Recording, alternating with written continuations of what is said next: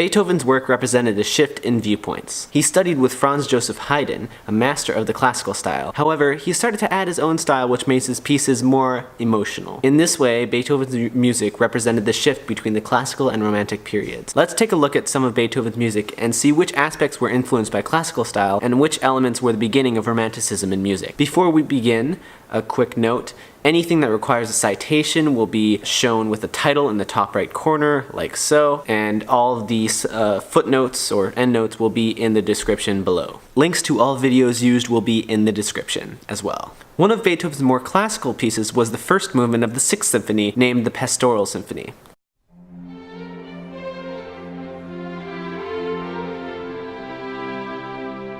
For the most part, this movement follows classical form, specifically sonata allegro form. The themes enter one at a time. The first,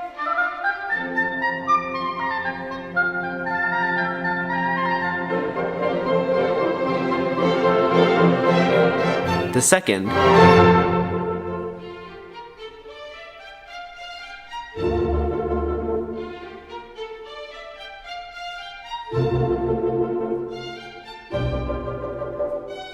and the third.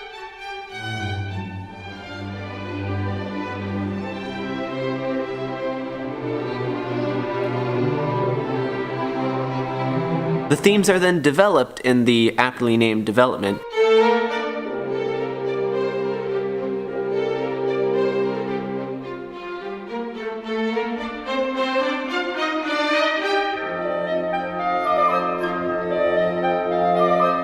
Before coming back home to the recapitulation to end the first movement. Additionally, the pastoral was already an established type of music in Beethoven's day. Pastoral music is meant to invoke feelings of nature and life in the countryside. Bach had a famous pastoral piece in his cantata entitled Schafe können sicher weiden, or Sheep May Safely Graze. You've probably heard this one before.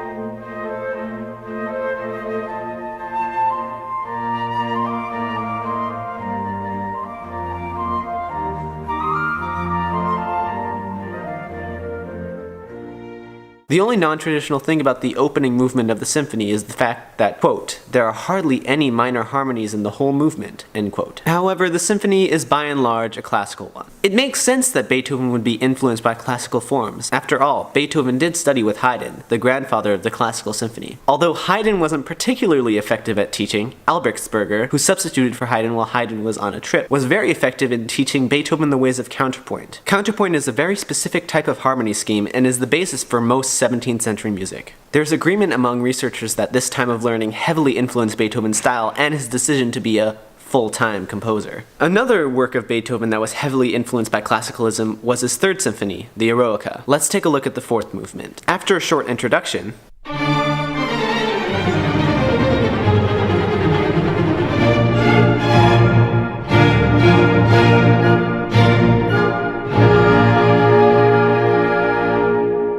the movement, for the most part, follows the classical structure of a variations on a theme, modeled closely after the Prometheus variations, opus 35. First, Beethoven sets up the bass line for the theme, called the basso del tema. This follows a simple AA-BB structure. This is the A theme,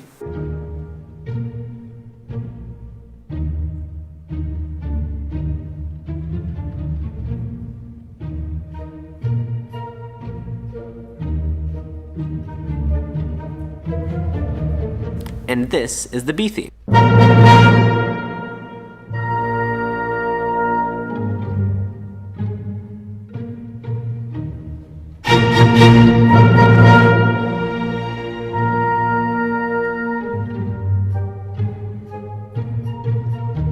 He slowly adds more and more layers until he gets to the main theme. Listen to the oboe in this next excerpt.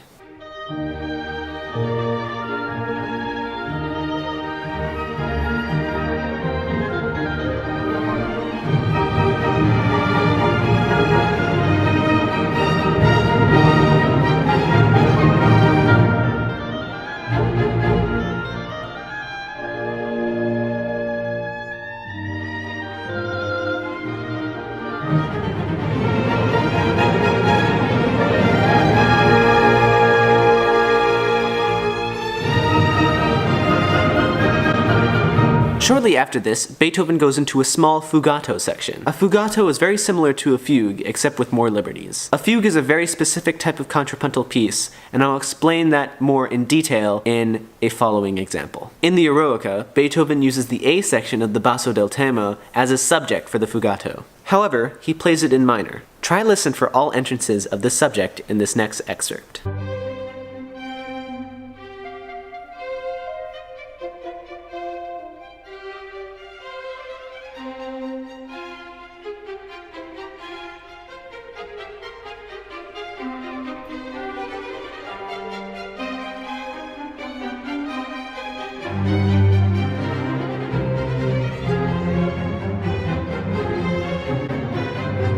Next, Beethoven goes back to that oboe melody as a way of modulating back into the major mode.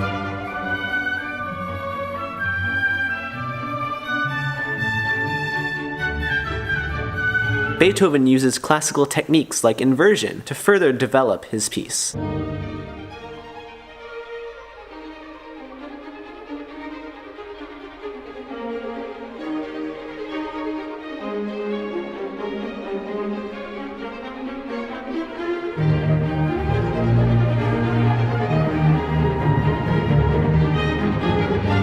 In this way, countless classical ideas make their way into this piece. Some may put Beethoven firmly in the classical camp, but I think these next two examples will disprove that claim. One piece in which Beethoven demonstrated a shift to Romanticism was his Piano Sonata Opus 13 No. 8, also known as the Pathétique. Let's look at the first movement.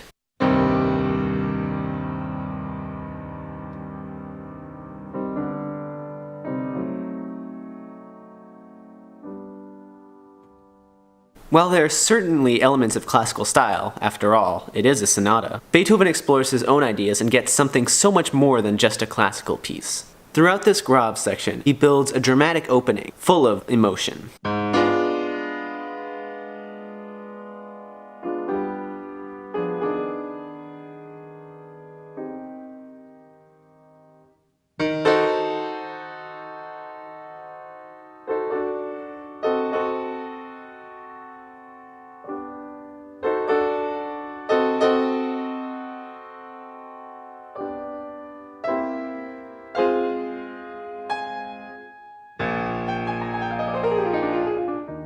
Soon after the Grav section, the sonata transitions to allegro.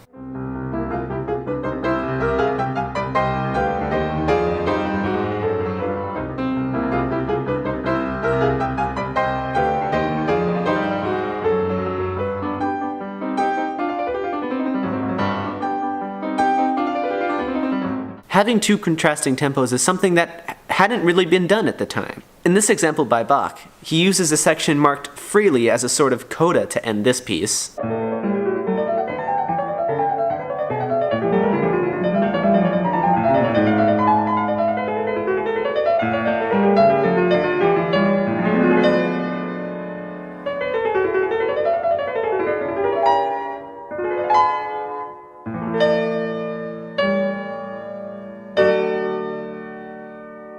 However, the Pathétique switches between these two tempos more than just once. The movement of Romanticism in art and music is based on the expression of emotion rather than rationality. You can clearly see the emotion in this piece, which makes this one of Beethoven's more romantic ones. Even the name of the Pathétique is emotional. The Greek root pathos literally means emotion. And it makes sense that Beethoven's pieces would be chock full of emotion, because he has had some emotional struggles in the past. His mother died when he was 16, his father was an alcoholic that later died when he was abroad, and Beethoven started going deaf in his later years. He even wrote his Ninth Symphony when he was completely deaf. This emotion manifests itself in the Pathétique. The one piece by Beethoven that is arguably the most ahead of its time is the Grosse Fugue, or the Grand Fugue, Opus 133. So what exactly is a fugue?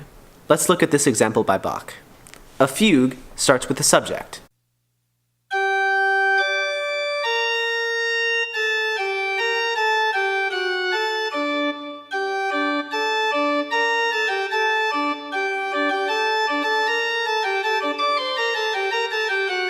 Next, another voice plays the subject, although it is transposed a fifth. The original voice plays a new melody called the countersubject.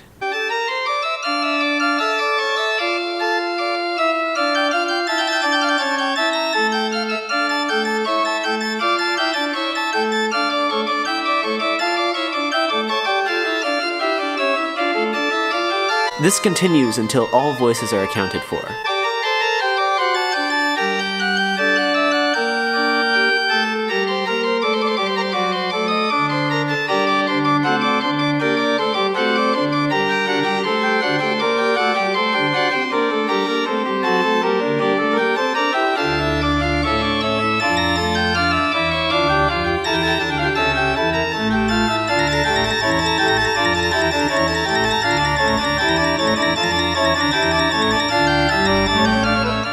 After this exposition, the composer uses the subject more and develops on it. A composer might modulate to major or minor before coming back in the recapitulation to end the fugue. The grand fugue takes this very harmonious and consonant idea of contrapuntal music and turns it on its head. Even in the introduction, when we first hear the subject being played, it sounds more like something that Stravinsky composed than something that Beethoven composed.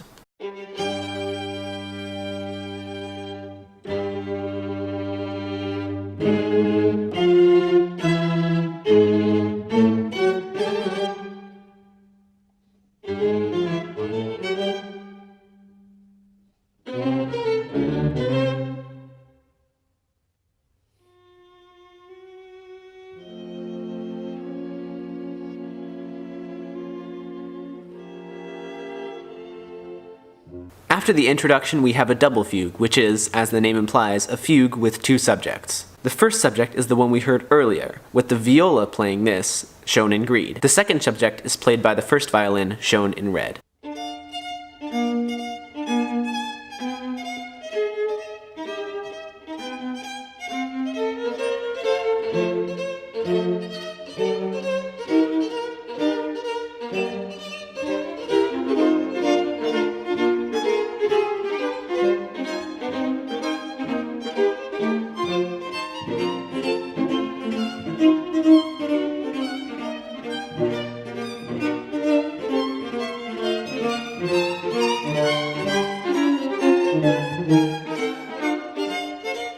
Beethoven uses techniques developed by Bach to develop his subjects, and while the entire quartet might not be a fugue in the classical sense, he uses the fugue as the basis for the entire quartet. According to Lewis Lockwood, we might see this as Beethoven's own art of fugue. The art of fugue was a piece composed by Bach with numerous fugues on the same subject, demonstrating his mastery of counterpoint. The grand fugue is the epitome of Beethoven's connection between classical and romantic. He uses the classical ideas that have been well established in the past and combines it with his own spin and makes it something that no one has ever composed before. The argument that Beethoven is purely a classical composer falls apart when one listens to the Grand Fugue. Beethoven had just the right set of circumstances to become the type of composer to bridge these two eras in music. He had the experience learning with the best of the classical period, but he also had the emotional background which made him suitable to be a good romantic composer. Some of his pieces are very classical. They're heavily influenced by classical forms like the Third and the Sixth Symphony. However, some of his pieces go way beyond just the classical form, like the Pathétique and even the Grand Fugue. In this way, Beethoven embodied the shift between classical and romantic.